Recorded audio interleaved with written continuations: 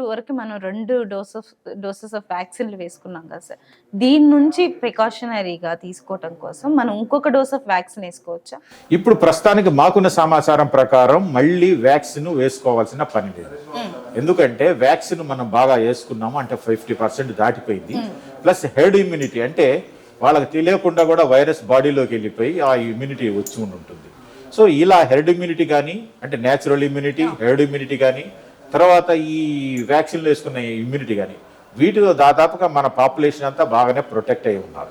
So అందువల్ల ప్రస్తుతానికి మళ్ళీ వ్యాక్సిన్ వేసుకోవాల్సిన అవసరం అయితే లేదు. Okay sir. అయితే ఫుడ్ పరంగా వస్తే అప్పుడు వైటమిన్ సి సప్లిమెంట్స్ కానీ, కషాయాలని అది ఇది చాలా ఎక్కువ డోసెస్‌లో వాడాం కదా! సో ఇప్పుడు ఈ వేరియంట్ నుంచి తట్టుకోవటం కోసం ఎలాంటి ఫుడ్ తీసుకుంటే కొంచెం స్ట్రాంగ్‌గా ఉండొచ్చంటారు? ఫుడ్కు ఈ ఈ జబ్బుకు సంబంధం లేదమ్మా. యాజ్ యూజువల్గా ఫుడ్ ఏ నార్మల్ ఫుడ్ తీసుకుంటున్నారో అదే ఫుడ్ తీసుకోవచ్చు. ఈ ఫలానా ఫుడ్ వల్ల, ఫలానా ఫ్రూట్స్ వల్ల, ఫలానా కషాయం వల్ల, ఫలానా లిక్విడ్స్ వల్ల ఇది తగ్గిపోతుంది, ఇది దీన్ని రాకుండా చేస్తుంది అనేది మాత్రం లేదు. మా సైంటిఫిక్ బేసిస్ ఇక్కడ లేదు. సో ఫుడ్కును దీనికి సంబంధం లేదు. మంచి ఆహారం తీసుకోవటం అన్నిటికన్నా మంచిది ఏంటంటే చేతులు బాగా శుభ్రంగా కడుక్కోవటం, మాస్క్ పెట్టుకోవటం, ఈ సెల్ఫ్ ప్రొటెక్షన్ వీటితోనే మనం వీటిని అరికట్టవచ్చు. కానీ ఈ ఫుడ్ తర్వాత లిక్విడ్స్ ఇవన్నీ పనిచేయవు. Okay sir. ఇప్పుడు వెదర్ చేంజ్ అవుతుంది ఆబ్వియస్‌గా. కోవిడ్ సింప్టమ్స్ కూడా ఫస్ట్ జలుబు నుంచి స్టార్ట్ అయ్యి కాఫ్ వచ్చి తర్వాత జ్వరం వచ్చి ఒళ్ళు నొప్పులు రావటం.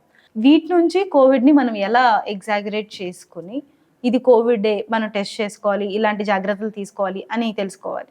అంటే యూజువల్గా ఏంటంటే పర్సన్ ఎక్కడికన్నా వేరే ప్రాంతాలకు వెళ్ళి వచ్చి తర్వాత ఈ సిమ్టమ్స్ 1 or 2 డేస్లో 2 to 3 డేస్లో కానీ తగ్గకుండా అలానే కంటిన్యూస్ అవుతా ఉంటే అందులోని ఈ సీజన్లో తప్పనిసరిగా ఈ కోవిడ్ గురించి ఆలోచించవలసిందే, పరీక్ష చేయించుకోవాల్సిందే.